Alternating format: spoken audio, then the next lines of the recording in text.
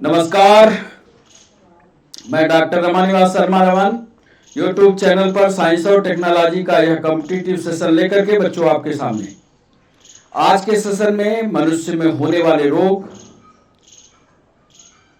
पर पीएससी और यूपीएससी पर आंसर राइटिंग का सेशन पार्ट 1 लेकर के आपके सामने है।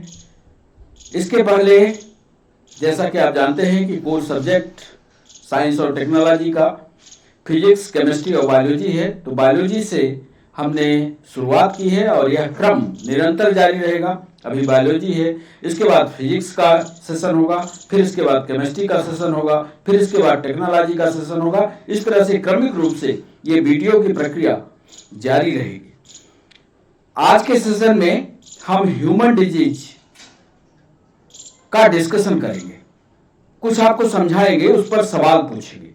जो सवाल पूछेंगे वो नीट के लिए, जो सवाल पूछेंगे पीएनएसटी के लिए, जो सवाल पूछेंगे यूपीएससी के लिए, जो सवाल पूछेंगे पीएससी के लिए, ऑब्जेक्टिव सेशन उसके लिए जरूरी होगा। जो बच्चे पीएससी प्री क्वालिफाई हो चुके हैं अथवा यूपीएससी प्री निकाल चुके हैं या फॉरेस्ट सर्विस में आगे की ओर बढ़ रहे हैं, उनमें आंसर राइटिंग का सेशन कैसे आता है, कैसे सवाल को लिखा जाता है मेंस में, आज वो सवाल भी आपको देंगे। आप लिखने के सवाल कोशिश करिए, उसका उत्तर हमारे पास तक भेजिए, हम आपको बताएंगे क्या उसमें कमी रह गई, और यदि आप सवाल नहीं लिख पाते तो अगले वीडियो में हम उसके उत्तर भी लिख करके आपको समझाएंगे। आज का सेशन एमसीक्यू सेशन और सिर्फ सवाल देने का है। ह्यूमन डिजीज से कैसे सवाल पूछे गए पीएससी में, कैसे सवाल पूछे गए यूपीएससी में, कुछ उन सवालों को आपको देंगे और इसके अलावा कुछ हमने अपनी तरफ से सवाल बनाए हैं, उन सवालों से भी आपको रूबरू करवाएंगे। कई बार हमने ह्यूमन डिजीज यूट्यूब चैनल पर आपको थ्योरेटिकल पढ़ाया है। इसके अलावा अनअकैडमी पर भी हमने ह्यूमन डिजीज पढ़ाया है। जो बच्चे हमारे साथ अनअकैडमी पर पढ़ चुके हैं, आज वो तैयार हो जाए उन सवालों को करने के लिए जो हम 15 सवाल उनसे पूछेंगे। उन 15 सवालों का क्रम वही होगा, पहले सवाल पूछेंगे, फिर आप उनका कमेंट सेक्शन में उत्तर देंगे और जब 15 सवाल हो जाएंगे तो फिर उसका सही आंसर हम आपको बताएंगे। आप अपने आप को जस्टिफाई करिएगा आपसे कितने सवाल बने। आंसर राइटिंग सेशन में जो सवाल हैं वो सेशन की शुरुआत में ही हम आपको देंगे। सेशन की शुरुआत में वो सवाल कुल 14 है। 14 सवालों को ह्यूमन डिजीज से संबंधित है। शब्दों की सीमा देंगे और उन शब्दों की सीमा में आपको प्रश्न को लिखना है। 4 सवाल ऐसे हैं जो एमपीपीएससी और यूपीएससी में पूछे गए, अलग अलग सत्रों में, अलग अलग सेशन में पूछे गए, जैसे 2018 में, 2017 में, 2016 में, 2015 में। उन सवालों को भी लिखने की कोशिश कीजिए। शब्द सीमा जरूर ध्यान रखेंगे आप। सेशन की शुरुआत करें उसके पहले चैनल को सब्सक्राइब करना, लाइक करना और शेयर करना मत भूलिएगा। तो चलें सेशन की ओर। ह्यूमन डिजीज का पहला जो चित्र आप देख रहे हैं उसमें बहुत सारे रोग हमने लिखे हैं, जैसे हाइपरटेंशन, ओबेसिटी, हाइपर एनीमिया, बहुत सारे रोग, डायबिटीज। ये सारे रोग क्यों होते हैं, किसकी कमी से होते हैं, क्या कारण है और कैसे क्योर किए जाते हैं, इसका विस्तार से पहले के वीडियो यदि आप पढ़ेंगे वहां सब कुछ मिलेगा। माना यदि आपको नहीं समझ में आता तो कमेंट सेक्शन में हमें बताइएगा, इसके नए वीडियो हम बना करके आपको लाएंगे। आज से 15 सवाल पूछेंगे, पार्ट 1 नाम दिया है, और इसका अगला वीडियो जब जारी करेंगे तो 15 सवाल और पूछेंगे। इस तरह से कुल ह्यूमन डिजीज पर महत्वपूर्ण सवाल जो नीट के लिए, पीएनएसटी के लिए बहुत जरूरी है, वो कुल मिलाकर आपके पास 30 सवाल हो जाएंगे।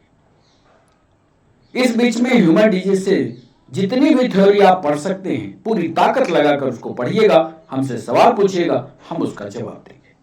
तो सेशन की शुरुआत करते हैं और सबसे पहले एमपीपीएससी यूपीएससी में पूछे गए उन सवालों को आपके सामने पेश करते हैं। पहला सवाल, क्वेश्चंस फॉर पीएससी यूपीएससी में।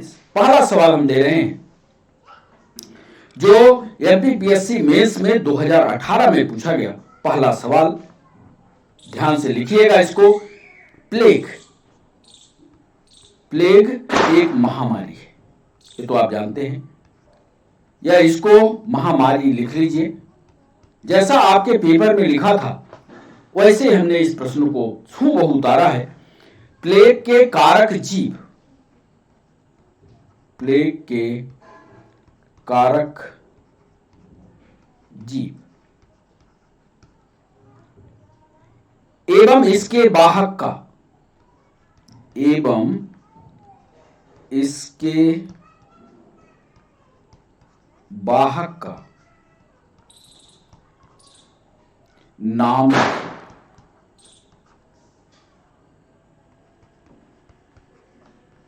ध्यान से प्रश्न को जब आप आंसर राइटिंग करने जाइए तो सवाल को ध्यान से पढ़िए, ध्यान से समझिए। प्रश्न है प्लेग या महामारी के कारक जीव एवं इसके वाहक का नाम लिखिए, यह सवाल है। और इसको आपको शर्त यह है, आयोग आपसे पूछ रहा है कि इसकी शब्द सीमा 10 से 20 शब्द ही होने चाहिए। 10 से 20 शब्द के अंदर प्लेग के कारक जीव कौन से हैं और इसके वाहक कौन है, इसको ट्रांसमिट कौन करता है, यह आपको बताना है। शब्दों की सीमा सिर्फ 10 से 20 शब्द है, याद रखिएगा। हम आपको बता रहे हैं यह सवाल एमपीपीएससी मेंस में 2018 में पूछा गया। दूसरा सवाल, बर्ड यानी पक्षी, बर्ड ब्रैकेट में पक्षी लिखिएगा, एवं स्वाइन,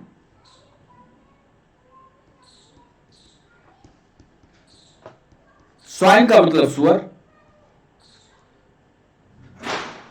फ्लू पर यह तो काफी प्रचारित है। 2017 में यही सवाल पूछा कि बर्ड फ्लू एवं स्वाइन फ्लू पर सिर्फ शब्द सीमा को ध्यान में रखते हुए 10 से 20 शब्द, 10 से 20 शब्द,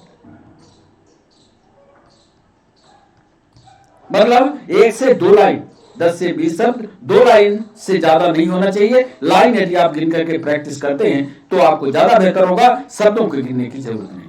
बर्ड फ्लू और स्वाइन फ्लू पर 10 से 20 शब्द लिखिए, यानी 10 शब्द बर्ड फ्लू पर लिख दीजिए, 10 शब्द स्वाइन फ्लू पर लिख दीजिए। यह हमारा दूसरा सवाल था।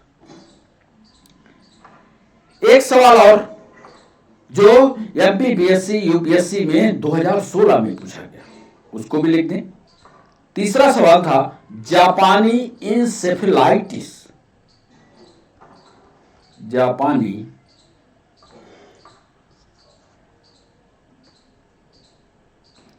Encephalitis, encephalitis,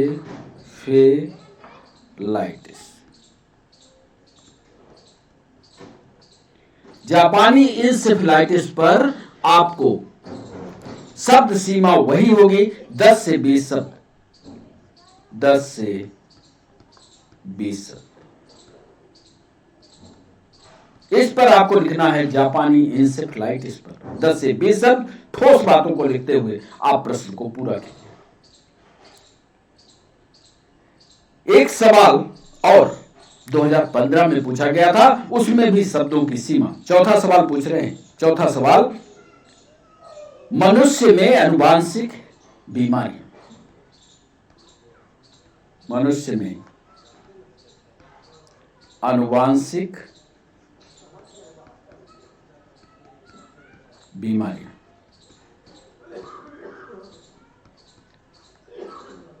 हेरिडिटिकल diseases in humans, इस पर 10 से 20 शब्द आपको लिखना है।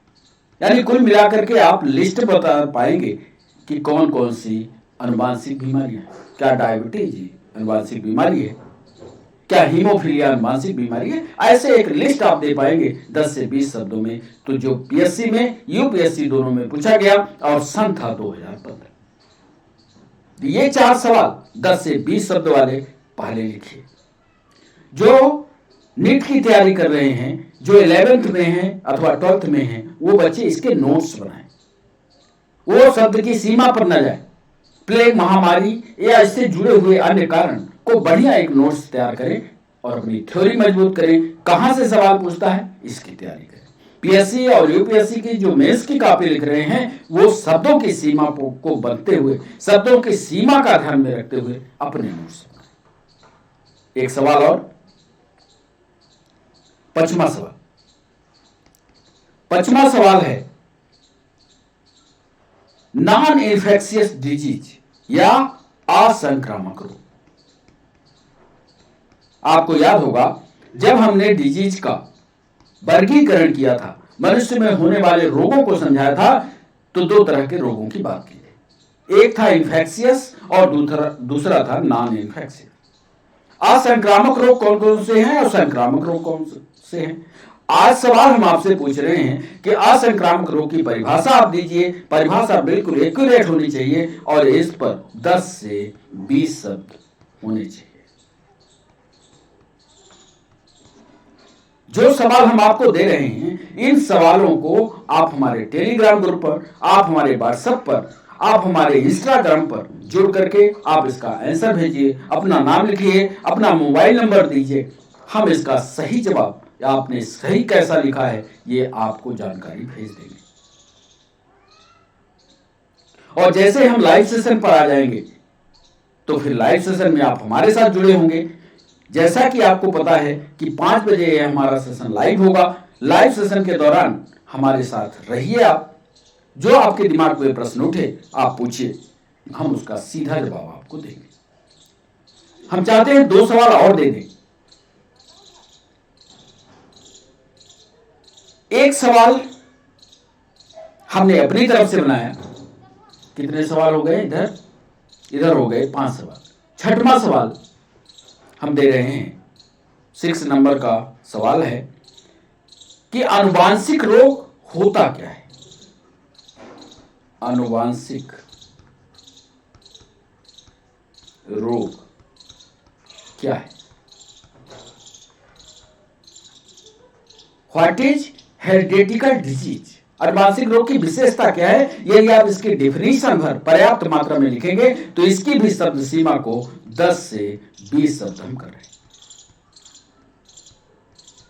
याद होनी चाहिए, ठोस परिभाषा आपके दिमाग में होनी चाहिए कि 10 से 20 शब्द में यदि हमसे पूछ रहे हैं तो आनुवांशिक रोग को हम 1 लाइन में या 2 लाइन में बता पाए।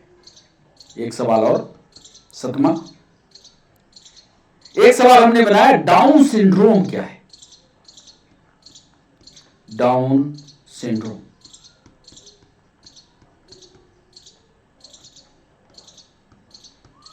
डाउन सिंड्रोम क्या है? इसकी भी शब्द सीमा हमने फिक्स की है 10 से 20 शब्द। आज सिर्फ छोटे छोटे सवालों की बारी है। या चाहे जो बच्चे इसके नोट्स बना रहे हैं, जो 11th 12th या नीट की तैयारी कर रहे हैं, ये शब्दों की सीमा 50 भी कर सकते हैं। या आपका 10 से 20 शब्द नहीं हो रहे हैं तो इसको आप 50 शब्द भी कर सकते हैं। कई बच्चों की शिकायत है जो हमारे पास अपने नोट्स भेजे हैं कि सर इतने में हमारी बात नहीं पूरी हो रही है। तो बच्चे आप अपनी तरफ से शब्दों की सीमा तय कर लो।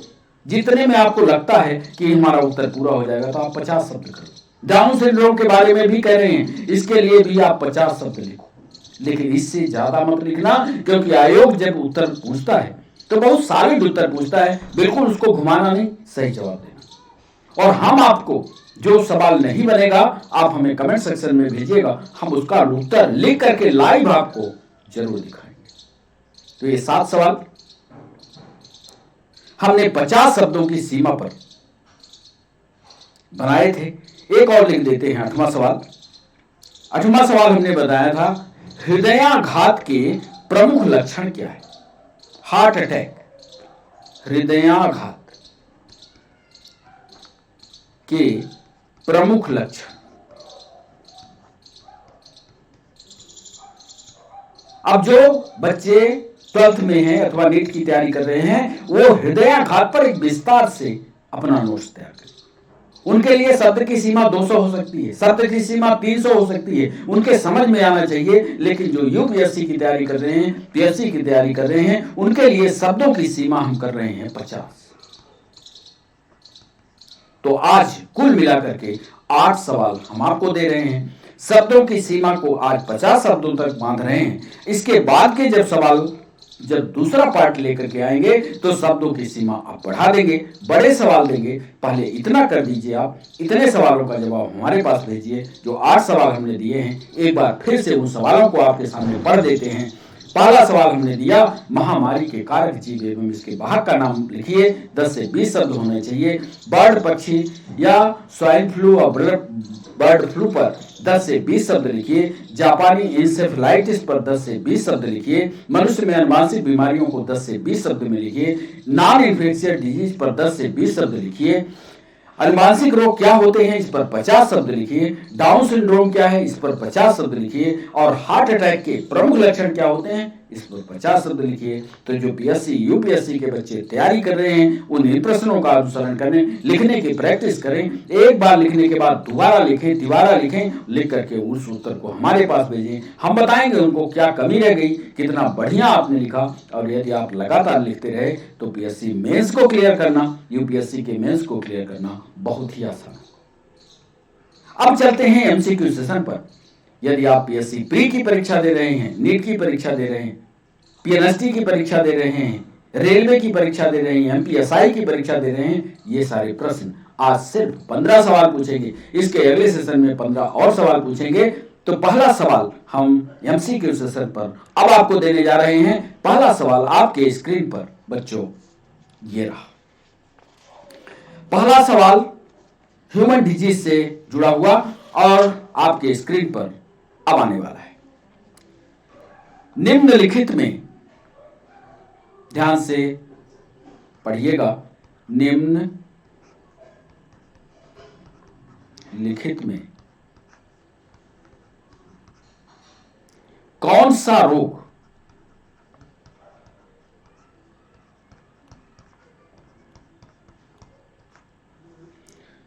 प्रोटोजोआ के द्वारा होता है? प्रोटोजोआ के द्वारा। अब जैसे हमने आपसे पूछ लिया कि निम्नलिखित में कौन सा रोग प्रोटोजोआ के द्वारा होता है, तो आपकी यह जिम्मेदारी बनती है कि जब आप नोट्स बनाएं तो प्रोटोजोआ के द्वारा होने वाले जितने रोग हैं उसकी एक लिस्ट बनाएं, उसका एक नोट्स बनाएं और अपनी तैयारी को मजबूत करें। यदि आप अपनी जिम्मेदारी को, अपनी ताकत को पूरी नहीं लगाओगे तो हम कितनी भी ताकत लगा लें, तैयारी नहीं हो पाएगी। कई बच्चे पीएनएसटी की परीक्षा देकर लौटे, लौटने के बाद कहते हैं साहब पेपर अच्छा नहीं गया। पेपर इसलिए अच्छा नहीं गया कि आपने ईमानदारी से क्लास को नहीं अटेंड किया और ईमानदारी से आपने पढ़ाई नहीं की। मानो इस बात को, हम बुलाते हैं, आप लाइव क्लास में आओ, लाइव क्लास में रहो, आप 5 मिनट के लिए आते हो फिर खिसक जाते हो। दिखता है हमें लगता है कि बच्चे अपने भविष्य के साथ खेल रहे हैं। खेलो मत, बनना है कुछ, त्याग करो, क्लास के साथ जुड़े रहो, सीखोगे। पहला सवाल हमने पूछा, निम्नलिखित में कौन सा रोग प्रोटोजोआ के द्वारा होता है? अब आप बताना, क्या यह ए में हम कह रहे हैं क्या ये हैजा है, कालरा? बी ऑप्शन दे रहे हैं, क्या यह डिप्थीरिया है?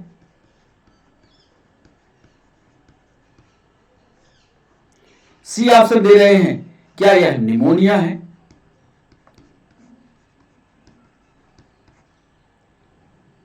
और डी ऑप्शन दे रहे हैं, क्या यह मलेरिया है? हमने सीधा सवाल पूछा कि प्रोटोजोआ के द्वारा मनुष्य में कौन सा रोग होता है? क्या यह हैजा है, क्या यह डिप्थीरिया है, क्या यह निमोनिया है, क्या यह मलेरिया है? सही जवाब को कमेंट सेक्शन में आप हमें बताइए। क्या आप जानते हैं इस प्रश्न का उत्तर?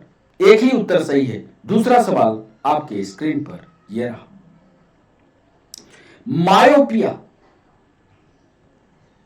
मायोपिया एमपीएसआई में सवाल पूछा गया, मायोपिया किस अंग का दोष है? कितना सरल सवाल है किस अंग का दोष है? दूसरा सवाल, मायोपिया किस अंग का दोष है? हम आपसे पूछ रहे हैं, क्या यह हार्ट से जुड़ा हुआ है, हृदय से जुड़ता है? बी ऑप्शन दे रहे हैं, क्या यह कान से जुड़ता है? सी ऑप्शन दे रहे हैं, क्या यह आंख से जुड़ता है? और डी ऑप्शन दे रहे हैं, क्या यह किडनी से जुड़ता है? मायोपिया किस अंग से जुड़ा हुआ रोग है? क्या हार्ट से जुड़ता है, क्या आंख से जुड़ता है, क्या कान से जुड़ता है, क्या वृक्क से जुड़ता है? सही ऑप्शन कमेंट सेक्शन में आप हमें बताइए। इसके बाद जब 15 सवाल हो जाएंगे तो सही ऑप्शन हम आपको देंगे। क्यों ये मायोपिया कैसे हार्ट का हो सकता है, कैसे ईयर का हो सकता है, कैसे आई का हो सकता है, कैसे किडनी का हो सकता है। तीसरा सवाल आपके स्क्रीन पर ये रहा। ब्लड में,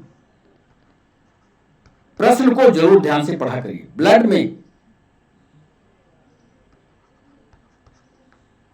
निम्न की अधिकता से, निम्न की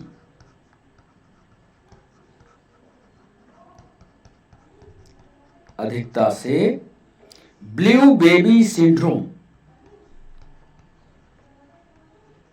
ब्लू बेबी सिंड्रोम ये रोग है। अब जब आप थ्योरी पढ़ें, क्योंकि आपको जानकारी हो जाती है कि शाम को 5 बजे जब हम लाइव होंगे तो किस पर बात करेंगे। हमने आपको पहले ही सुबह 6 बजे 5 बजे सूचना देते हैं कि जब हम 5 बजे लाइव होंगे तो क्या पढ़ाएंगे, क्या सवाल पूछेंगे। ह्यूमन डिजीज आपको पढ़ लेना चाहिए। ब्लू बेबी सिंड्रोम किस चीज की अधिकता से होता है? ब्लू बेबी सिंड्रोम नामक बीमारी होती है।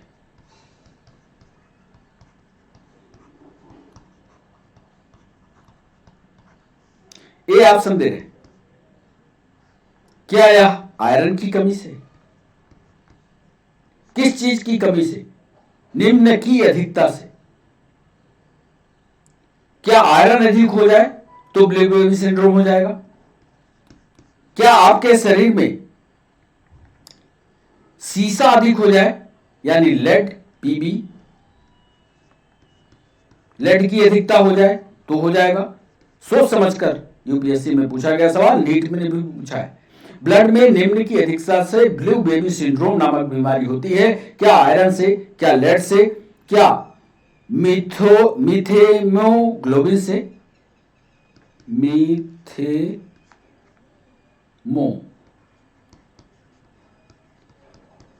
से, और डी ऑप्शन दे रहे हैं, क्या नाइट्रेट से?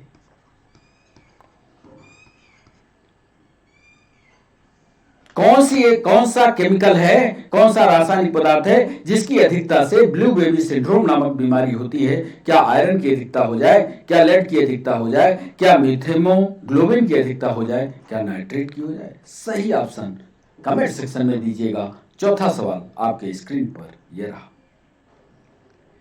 इम्यूनोलॉजी एक साइंस है, एक पार्ट है विज्ञान का। इम्यूनोलॉजी हिंदी में लिख रहे हैं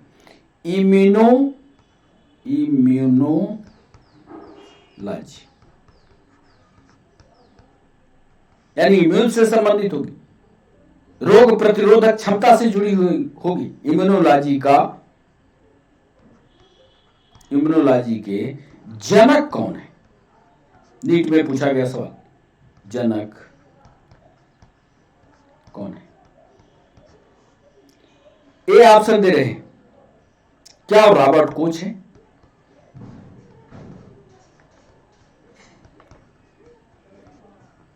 बी ऑप्शन दे रहे हैं, क्या लुइस पास्चर है?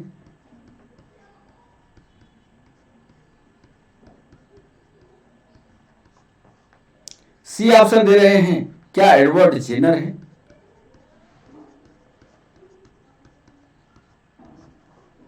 और डी ऑप्शन दे रहे हैं, क्या लैंड स्टीनर है?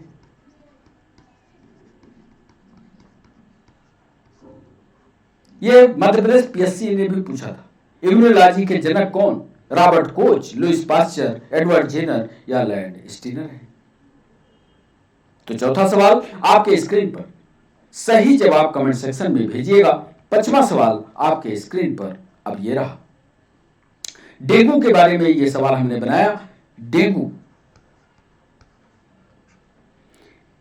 एक बुखार है, सही है। डेंगू एक बुखार है जो उत्पन्न होता है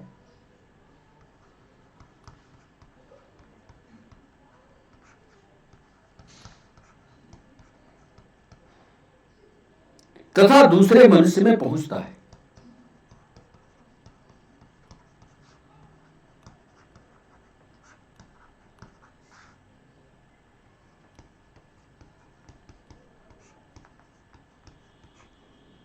ऑप्शन देखिएगा, डेंगू एक बुखार है जो उत्पन्न होता है तथा दूसरे मनुष्य में पहुंचता है। ऑप्शन को चेक करिएगा।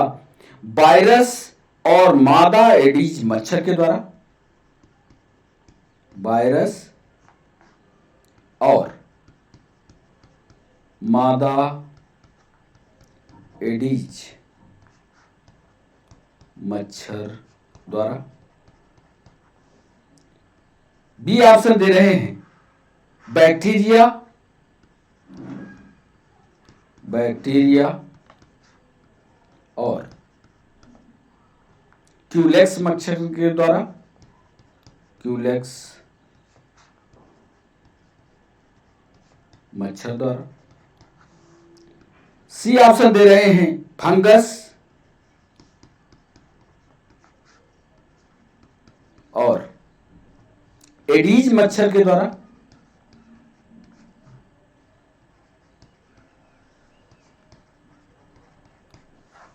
और डी ऑप्शन दे रहे हैं, प्रोटोजोआ, प्रोटोजोआ और मादा एनाफिलीज, और मादा एनाफिलीज मच्छर द्वारा। डेंगू एक बुखार है जो उत्पन्न होता है तथा दूसरे मनुष्य में पहुंचता है। एक आप प्रश्न का उत्तर पहले देना है, जो उत्पन्न होता है, और फिर देना है इससे मनुष्य में पहुंचता है।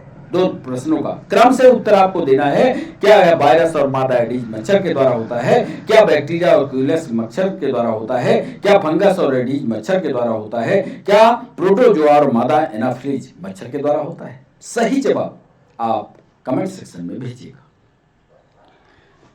छठवां सवाल आपके स्क्रीन पर ये रहा।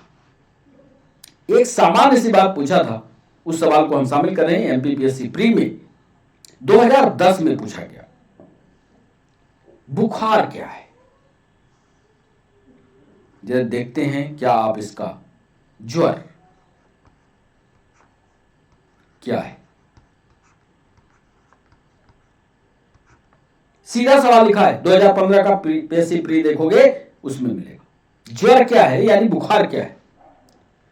ए ऑप्शन, ऑप्शन देखना, यदि आपकी स्किन स्वेल्ड हो जाए, आपकी त्वचा फूल जाए,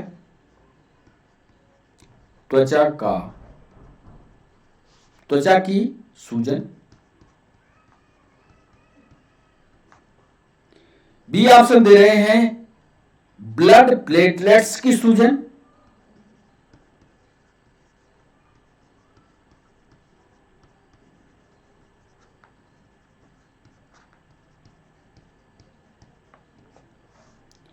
सी ऑप्शन दे रहे हैं, आपको दर्द हो, पीड़ा हो, वही ज्वर है क्या। देखो, ज्वर से हर कोई वाकिफ है, हर को पूरी न पूरे जीवन में कभी न कभी बुखार आई होगी। जरा देखो इसका सही जवाब बनता है क्या। क्या ज्वर की परिभाषा आप कर पाते हो क्या। ज्वर क्या है, त्वचा की सूजन है, ब्लड प्लेटलेट्स की सूजन है, पीड़ा है, क्या रक्त कणिकाओं की सूजन है, रक्त कणिकाओं की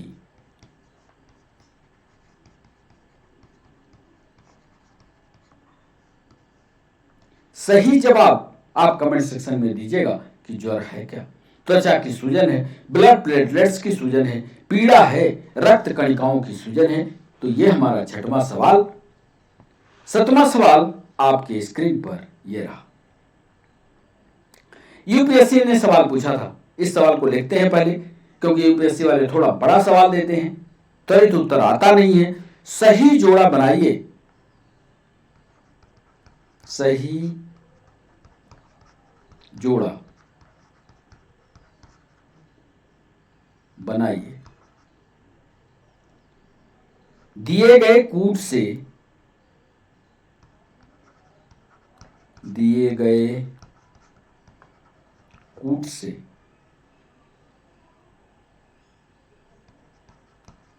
सही उत्तर चुनिए। पहले तो जोड़ा बना लें। ए बी सी डी इधर लिख लेते हैं, ए बी सी और डी। इधर जोड़ा बनाते समय 1 2 3 4। ए में लिख रहे हैं एनीमिया, माने खून की कमी। इधर लिख रहे हैं विटामिन बी की कमी। क्या खून की कमी विटामिन बी की कमी से होती है? दूसरे बी में लिख रहे हैं ग्वाइटर, गला घोट, ग्वाइटर। और इस पर लिख रहे हैं लौह तत्व की, लौह तत्व की कमी, यानी आयरन की कमी। सी ऑप्शन दे रहे हैं रतौंधी या नाइट ब्लाइंडनेस, रतौंधी। उसके सामने लिख रहे हैं आयोडीन की कमी, आयोडीन की कमी। इसमें सही जोड़ा बनाना है, ध्यान रखना। रतौंधी लिख रहे हैं आयोडीन की कमी, और फिर लिख रहे हैं बेरी बेरी,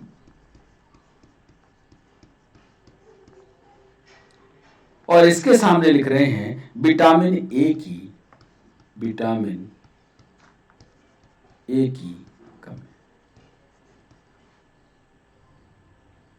नीचे कूट दे रहे हैं, कैसे कूट दे रहे हैं? ए लिखा, बी लिखा, सी लिखा और डी लिखा।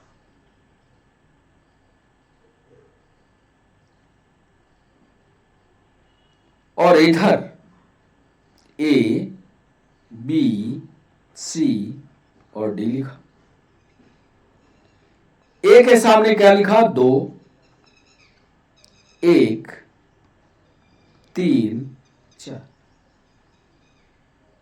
यानी दूसरा जो है ए से जुड़ा हुआ है, लौह तत्व की कमी। आपको सही जवाब तलाशना है, आप तलाशना जानते हो, तलाश लेना। बी पर 2 3 4 1, 2 3 4 1।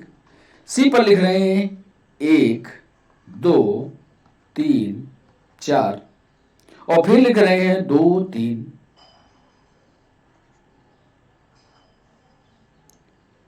4 1। सही जोड़ा बनाना है। इसमें से सही क्या है? ए सही है, बी सही है, सी सही है या डी सही है? यह भी सवाल नीट ने पूछा है, एमपीपीएससी ने, यूपीएससी ने, सबने पूछा है। सही जोड़ा बनाइए, और जो नोट्स बनाने वाले बच्चे हैं वो नोट्स बनाते समय सारे रोगों के बारे में पूरी जानकारी इकट्ठा करें, नोट्स बनाएं। नोट्स बना करके हमें दिखाएं कि क्या उनके नोट्स प्रॉपर बन रहे हैं। तो ये हमारा 7वां सवाल। 8वां सवाल आपके स्क्रीन पर। कौन सा वनस्पति तेल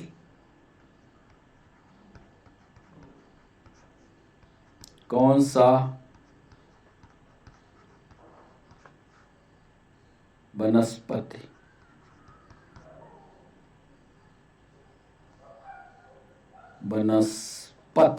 तेल हृदय रोगियों के, या जिन लोगों को हार्ट की बीमारी है, उनके लिए कौन सा वनस्पति तेल ज्यादा फायदे का है? सीधा सवाल ये पूछ रहे हैं, कौन सा वनस्पति तेल हृदय रोगियों के लिए, हृदय रोगियों के लिए उपयुक्त है।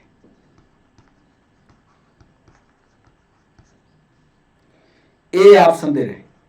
और क्यों है ये आपको ढूंढना है, ये सर्च करना है, कमेंट सेक्शन में बताना भी है। कुछ लोग कमेंट बंद कर देते हैं, सिर्फ सुनते, ऐसा नहीं करो, लिखो भी नहीं, सिर्फ सुनो जो हम बोल रहे हैं। लिखने का काम जब क्लास खत्म हो जाएगी, लाइव सेशन समाप्त हो जाएगा, तो आराम से बैठ करके वीडियो को आगे पीछे करके लिखना, सुनना। कौन सा वनस्पति तेल हृदय रोगियों के लिए उपयुक्त है? ये दे रहे हैं, क्या सूरजमुखी या सनफ्लावर ऑयल है?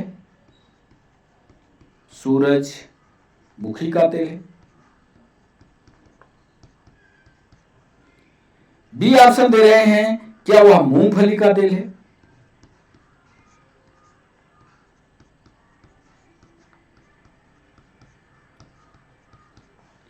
सी ऑप्शन दे रहे हैं, क्या वह सरसों का तेल है?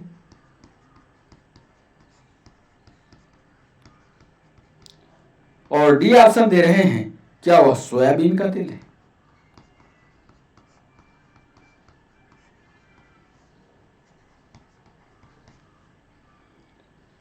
कौन सी वनस्पति तेल हार्ट के डिजीज वाले लोगों को फायदा करेगा? क्या वो सूरजमुखी का तेल, क्या मूंगफली का तेल, क्या सरसों का तेल, क्या सोयाबीन का तेल? सही जवाब कमेंट सेक्शन में लिखिएगा। 9वां सवाल आपके स्क्रीन पर ये रहा। मुर्गियां जो होती हैं, बर्ड्स, मुर्गियों में भी रिकेट्स है, पता है आपको? सिर्फ ह्यूमन में रिकेट्स होता है ऐसा नहीं।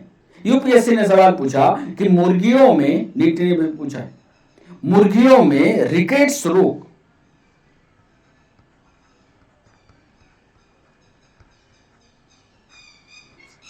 मुर्गियों में रिकेट्स रोग किस विटामिन की कमी के कारण?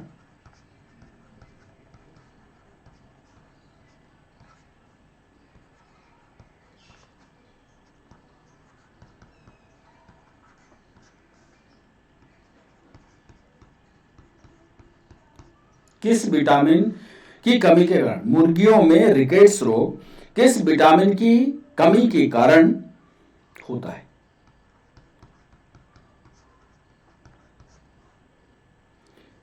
ए ऑप्शन दे रहे हैं, क्या वह विटामिन डी है? बी ऑप्शन दे रहे हैं, क्या वह विटामिन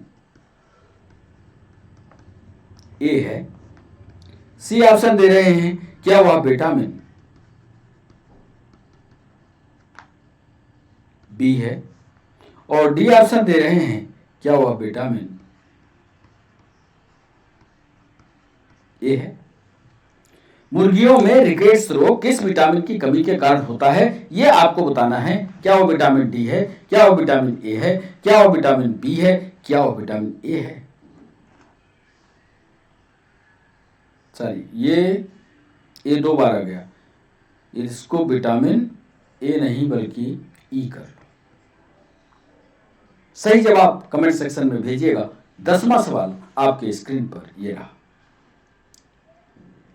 रेबीज, इसके बारे में आप काफी परिचित हैं। देखिए, ये एमपीएसआई ने भी पूछा है ये सवाल को, और रेलवे ने पूछा। रेबीज खाली स्थान के काटने के कारण होता है, के काटने के कारण होता है। ए ऑप्शन दे रहे हैं, सिर्फ कुत्ता काटे, सिर्फ कुत्ता काटा और रेबीज हुआ। बी ऑप्शन दे रहे हैं कि सिर्फ बंदर काटता है, सिर्फ मंकी काटता है तो उसके कारण रेबीज होता है। और सी ऑप्शन दे रहे हैं कि सिर्फ बिल्ली काटती है, सिर्फ बिल्ली काटती है उसके कारण रेबीज होता है। और डी ऑप्शन दे रहे हैं कि उपर्युक्त सभी काटते हैं। उपर्युक्त सभी के काटने से रेबीज होता है, ये सवाल हमने पूछा है। रेबीज का पूरी थ्योरेटिकल डिस्कशन जब आप एनसीईआरटी की बुक पर जाओगे, पढ़ोगे, तो सारी जानकारी एक साथ मिल जाएगी। तो रेबीज सिर्फ कुत्ता काटने से है, रेबीज सिर्फ बंदर काटने से है, रेबीज सिर्फ बिल्ली के काटने से है, या रेबीज सभी के काटने के कारण होता है, ये सवाल का जवाब दीजिएगा। 11वां सवाल आपके स्क्रीन पर।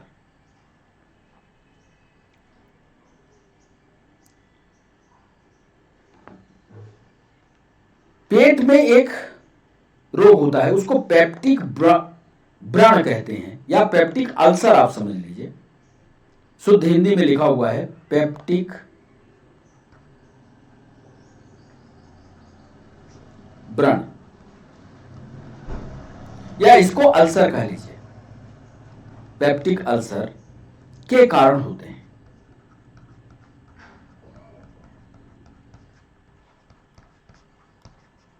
सवाल है, ए ऑप्शन दे रहे हैं, क्या यह टिटनेस के कारण है? बी ऑप्शन दे रहे हैं, क्या यह प्रोटोजोआ के कारण है?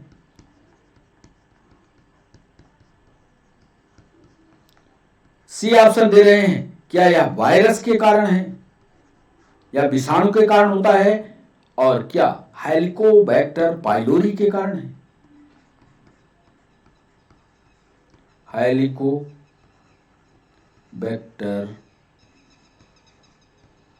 पाइलोरी के कारण है।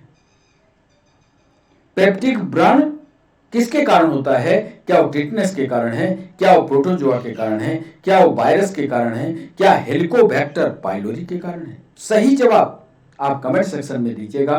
12वां सवाल आपके स्क्रीन पर यह रहा।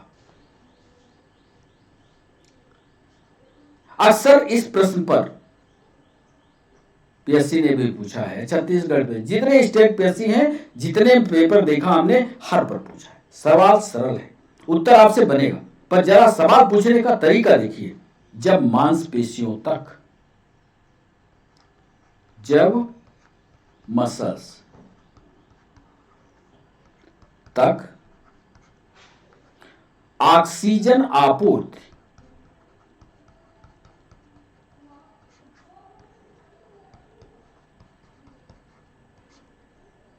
पर्याप्त नहीं होती,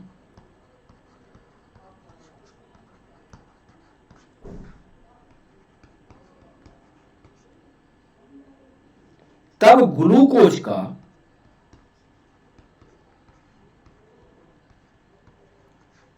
ग्लूकोज मतलब C6H12O6, ग्लूकोज का अपूर्ण यानी इनकम्प्लीट कंबस्चन होता है, अपूर्ण दहन होता है।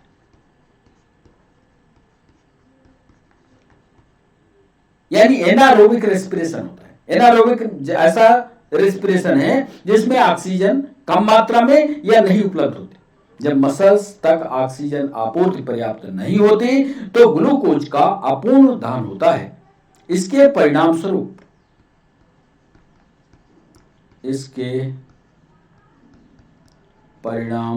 स्वरूप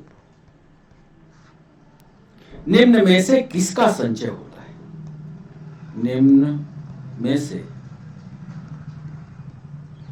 किसका संचय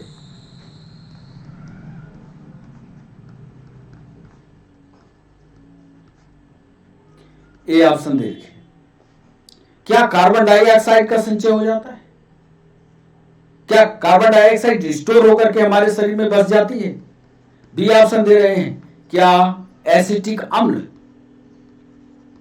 क्या एसिटिक अम्ल हमारे ब्लड में कलेक्ट हो जाता है? सी ऑप्शन दे रहे हैं, क्या लैक्टिक अम्ल हमारे शरीर में बनता है, लैक्टिक एसिड? और क्या डी ऑप्शन दे रहे हैं, क्या पानी हमारे शरीर में स्टोर हो जाता है? जब मसल्स तक ऑक्सीजन की आपूर्ति पर्याप्त नहीं होती तो ग्लूकोज का अपूर्ण ऑक्सीडेशन होता है। इस अपूर्ण ऑक्सीडेशन के परिणाम स्वरूप कौन सा अम्ल बनता है? सीधा सवाल ये भी हो सकता है, कार्बन डाइऑक्साइड है, एसिटिक अम्ल है, लैक्टिक एसिड है या पानी है। 13वां सवाल आपके स्क्रीन पर ये रहा। डामर जानते हैं? डामर जिसको कोल तार कहते हैं, कोल तार या डामर। कोल तार से प्राप्त पदार्थ, कोल तार से प्राप्त पदार्थ जो माथ एवं कीटों में, जो माथ एवं कीटों में या कीटों को, जो माथ कोल तार से एक ऐसा पदार्थ प्राप्त होता है जो माथ को और कीटों को भगाने के काम आता है। कीटों को भगाने में प्रयोग किया जाता है। नीट में पूछा गया ये सवाल है, क्या वो, ए ऑप्शन दे रहे हैं, क्या वो पैराफिन मोम है?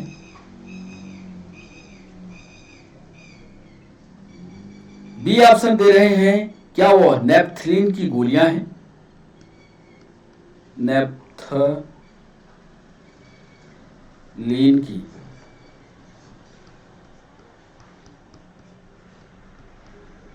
गोलियां हैं। सी ऑप्शन दे रहे हैं, क्या वो बिटुमेन है? बिटुमेन है। और डी ऑप्शन दे रहे हैं, क्या वो कोयला गैस है?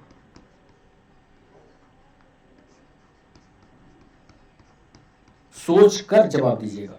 हमने पूछा है कोल तार से निकलने वाला पदार्थ है, बाई प्रोडक्ट के रूप में निकलता है, जो कीटों को भगाने के काम आता है। किसका भगाने में प्रयोग किया जाता है? वो कोल तार से निकलने वाला पदार्थ कौन सा है? पैराफिन मोम है, नेपथलीन की गोलियां हैं, बिटुमेन है या कोयला गैस है? 14वां सवाल आपके स्क्रीन पर अब आने वाला है। बहुत अधिक मात्रा में, ये 13वां सवाल जो है ये रेलवे में पूछा गया। 14वां सवाल है, बहुत अधिक मात्रा में, बहुत अधिक मात्रा में अल्कोहल का सेवन करने से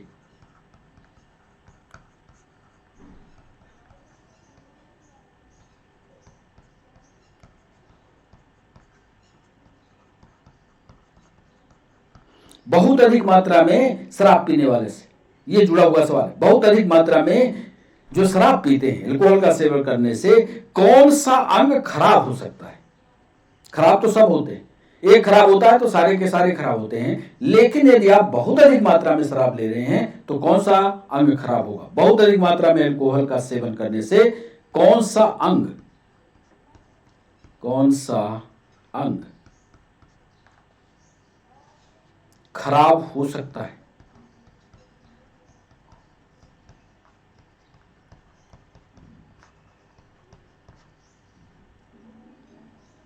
पहला ऑप्शन दे रहे हैं, क्या आपके फेफड़े खराब हो जाएंगे? क्या वो लंग्स है? बी ऑप्शन दे रहे हैं, क्या वह किडनी है, यानी ब्रिक, जहां से यूरिनेशन की प्रक्रिया होती है। सी ऑप्शन दे रहे हैं, यदि आप ज्यादा शराब ले रहे हैं तो क्या आपका लीवर डैमेज हो जाएगा, यकृत खराब हो जाएगा। और डी ऑप्शन दे रहे हैं कि क्या आपका हार्ट डैमेज हो जाएगा, हृदय खराब हो जाएगा। बहुत अधिक मात्रा में अल्कोहल के सेवन से कौन सा अंग खराब हो जाता है? इसका सही ऑप्शन हमें कमेंट सेक्शन में बताइएगा। ये था हमारा 14वां सवाल। आज के सेशन का अंतिम सवाल, 15वां सवाल अब आपके स्क्रीन पर।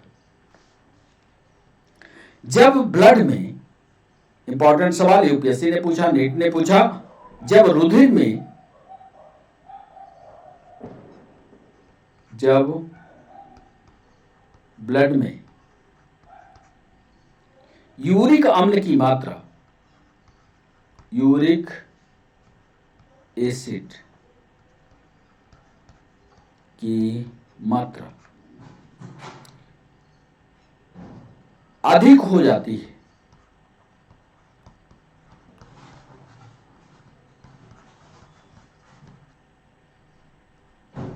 तो यह किस रोग का लक्षण है?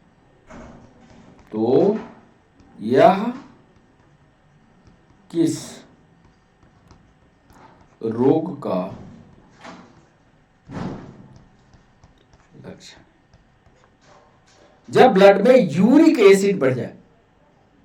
ध्यान दीजिए, 3 तरह के जंतु होते हैं, अमोनोटेलिक, यूरियोटेलिक, यूरिकोटेलिक।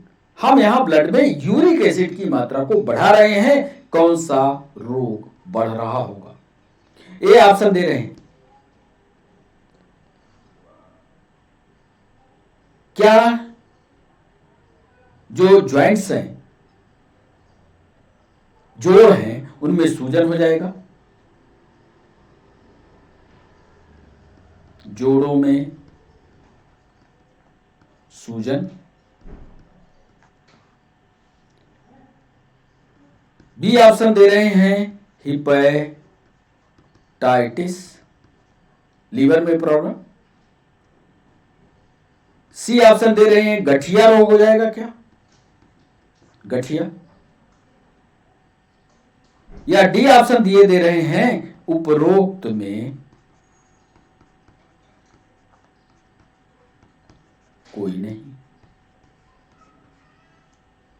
जब ब्लड में यूरिक एसिड की मात्रा अधिक हो जाती है तो अधिक मात्रा होने पर एक रोग होता है, और जो ये रोग होता है, ये रोग क्या कहलाता है? ये सवाल हमने पूछा है 15वें पर, जब ब्लड में यूरिक एसिड की मात्रा अधिक हो जाए। कौन से रोग का लक्षण है ये आपको बताना है। क्या जोड़ों में सूजन हो जाएगी? क्या हिपेटाइटिस हो जाएगा? क्या गठिया हो जाएगा? क्या उपरोक्त में कोई नहीं? चारों ऑप्शन में कौन सा ऑप्शन सही है ये आप बताइए कमेंट सेक्शन में। अब बच्चों, बारी है सही जवाब बताने की। अब आपको यह चेक करना है कि आपसे कितने सवाल बने। कमेंट सेक्शन में ये अपना नाम लिखते हुए बताइएगा कि आपसे कितने सवाल सही सही बने। यदि आप क्लास में रेगुलर रहे होंगे तो आप बताइएगा कि कितने सवाल आपसे बने, या आपने थ्योरी ह्यूमन डिजीज के पार्ट 1 की कितनी कंप्लीट की है, क्योंकि इसका पार्ट 2 हम लाएंगे। उस समय और 15 सवाल हम बना चुके हैं पार्ट 2 में, उसको भी शामिल करेंगे। तो चलें सेशन में उत्तर सेशन की ओर, आंसर सेशन की ओर, और पहला सवाल आपके सामने रखते हैं। पहला सवाल हमारा था कि निम्नलिखित में से कौन सा रोग प्रोटोजोआ के द्वारा होता है। प्रोटोजोआ के द्वारा होने वाले सारे रोग आपको थ्योरेटिकल आपकी बुक पर मिल जाएंगे। उनको दिमाग में बनाइए, उनकी लिस्ट बनाइए। लिस्ट के द्वारा जब आप ढूंढ करके पहुंचेंगे तो पहले सवाल में आपको मलेरिया, ये सब वायरस बैक्टीरिया से होंगे, लेकिन ये प्रोटोजोआ मलेरिया, और प्रोटोजोआ का वो भी नाम आपको याद होना चाहिए कि कौन सा प्रोटोजोआ है। नाम आपको कमेंट बॉक्स में लिख देना चाहिए कि कौन सा वो प्रोटोजोआ है जो मलेरिया फैलाता है। दूसरा सवाल हमने पूछा था कि मायोपिया किस अंग का दोष है। हार्ट का रोग हो नहीं सकता, हार्ट अटैक से जुड़ा हो। कान का हो नहीं सकता, किडनी का हो नहीं सकता, या मायोपिया नामक बीमारी जो है वो आंख से जुड़ती है। तो मायोपिया जो रोग है वो आंख से जुड़ा हुआ रोग है। तीसरा सवाल हमने पूछा था कि ब्लड में निम्न की अधिकता से ब्लू बेबी सिंड्रोम नामक बीमारी होती है। ब्लू बेबी सिंड्रोम नामक बीमारी। तीसरा सवाल, जब हमारे शरीर के अंदर सप्लाई लाइन में या ब्लड में नाइट्रेट की मात्रा बढ़ जाती है, याद कर लेना ब्लू बेबी सिंड्रोम को पढ़ना भी। जब नाइट्रेट की मात्रा बढ़ जाती है तो बच्चों ब्लू बेबी सिंड्रोम हो जाता है और पैर नीले पड़ते हैं। देख लीजिएगा अच्छे से, कई बार हमने अनअकैडमी पर भी और यूट्यूब पर भी ब्लू बेबी सिंड्रोम का चित्र बना करके चित्र को दिखाते हुए आपको समझाया, फिर आप पढ़िएगा। नहीं समझ में आएगा तो कमेंट बॉक्स में बताइएगा, उसको हम फिर आपको समझाएंगे। चौथा सवाल, इम्यूनोलॉजी के जनक कौन है? पता है आपको? इम्यूनोलॉजी या प्रतिरोधक विज्ञान के जनक एडवर्ड जेनर है। सन भी आपको याद होना चाहिए, एक परीक्षा में इनका सन भी बताया। इम्यूनोलॉजी की कब व्याख्या की इनने, ये भी आपको याद होना चाहिए। पांचवा सवाल, डेंगू एक बुखार जो उत्पन्न होता है तथा दूसरे मनुष्य में पहुंचता है। तो डेंगू जो बुखार है यह उत्पन्न होता है वायरस से। डेंगू हमेशा याद रखिएगा वायरस से होगा, और मादा एडीज मच्छर, इसका भी चित्र हम दिखा चुके हैं, वायरस से उत्पन्न होता है और मादा एडीज मच्छर के द्वारा मनुष्य में पहुंचता है। तो पांचवा का सही जवाब होगा ए। ज्वर क्या है, बुखार क्या है, या यह प्रश्न कई जगह बुखार करके पूछा है। बुखार क्या है? बुखार की सही परिभाषा यह है कि जो हमारी ब्लड वेसल्स होती है, ब्लड कार्पेसल्स होती हैं, रक्त कणिकाएं, चाहे आरबीसी हो चाहे डब्ल्यूबीसी हो, जब रक्त कणिकाएं हमारी सूज जाती हैं, उनमें स्वेलिंग आ जाती है, तो उस अवस्था को हम बुखार कहते हैं। आप देखिए जब बुखार आता है तो आप स्किन को जरा पास से देखिएगा, स्किन में जो ब्लड की सप्लाई है, ऐसा लगता है कि ब्लड की सप्लाई अचानक तेज हो गई। स्किन जो है वो तेज त्वचा के रूप में दिखाई देती है और सूजन हल्की सी आपके स्किन पर दिखाई देती है। तो ये रक्त कणिकाओं की एक सूजन है जिसको हम बुखार के नाम से जानते हैं। बड़ा इंपॉर्टेंट सवाल यूपीएससी ने पूछा। सही जोड़ा बनाइए। अब इसका एक बना लेंगे तो दूसरा अपने आप बन जाएगा। सही जोड़ा बनाने में कोड का सही उत्तर चुनिएगा। 7वां सवाल हमने पूछा था कि सही जोड़ा बनाइए। एनीमिया का संबंध किससे है, ग्वाइटर का संबंध किससे है, रतौंधी का संबंध किससे है, बेरी का संबंध किससे है। आप बी ऑप्शन पर जाइएगा। बी ऑप्शन में आपको सारे उत्तर मिल जाएंगे। देखिएगा किसकी कमी से ग्वाइटर हो रहा है, देख लीजिए। बी में ग्वाइटर लिखा है तो ग्वाइटर के सामने आयोडीन की कमी आएगी। ये तो आप जानते हो कि आयोडीन की कमी से घेंघा रोग होता है। एक को मिला लो, बाकी सब सेट हो जाएगा। सेट करो। तो इसका सही ऑप्शन होगा बी। 8वां सवाल, कौन सा वनस्पति तेल हृदय रोगियों के लिए उपयुक्त है? तो इसमें सबसे अच्छा जवाब जो है वो सूरजमुखी का तेल। जिनको हार्ट की प्रॉब्लम होती है ना, उनको डॉक्टर कहता है सूरजमुखी का तेल लो, ये ज्यादा रिफाइंड होता है। हार्ट रोगियों के लिए सूरजमुखी का तेल सबसे बेहतर होता है, क्योंकि उसमें फैटी, जो कॉम्प्लेक्स फैटी स्ट्रक्चर्स है वो नहीं पाए जाते। मुर्गियों में रिकेट्स रोग किस विटामिन की कमी से होता है? यह सवाल हमने बनाया। आप चिंतित हो गए होंगे, साहब मुर्गियों में रिकेट्स हो गया। इसमें भी रिकेट्स रोग, और चाहे मनुष्य का रिकेट्स रोग हो, जब विटामिन डी की कमी हो जाती है तो रिकेट्स रोग होता है। 10वां सवाल हमने पूछा, रेबीज सिर्फ कुत्ता काटने से होता है, सिर्फ बंदर काटने से होता है, सिर्फ बिल्ली के काटने से होता है? याद रखना, ये तीनों ये काट लेंगे तब भी रेबीज हो जाएगा। बंदर से बचना है आपको, बिल्ली से बचना है, कुत्ते से बचना है। ये तीनों ये काट खाए तो पक्का मानना आपको रेबीज के इंजेक्शन लगवाने ही पड़ेंगे। सिर्फ कुत्ता काटने से नहीं, सिर्फ बंदर के काटने से नहीं, सिर्फ बिल्ली के काटने से, तीनों यदि काट खाए तो उपयुक्त सभी रेबीज तीनों में होता है। पेप्टिक व्रण किसके कारण होता है? 11वां सवाल था। 11वें सवाल में हेलिकोबैक्टर पाइलोरी इसके कारण होता है। इसको याद कर लीजिएगा, बड़ा इंपॉर्टेंट सवाल है, नीट में पूछा गया है। हेलिकोबैक्टर पाइलोरी, इसके स्ट्रक्चर के संरचना के बारे में और इसके फंक्शन के बारे में जरूर पढ़ लीजिएगा। अक्सर ये पूछता है हेलिकोबैक्टर पाइलोरी।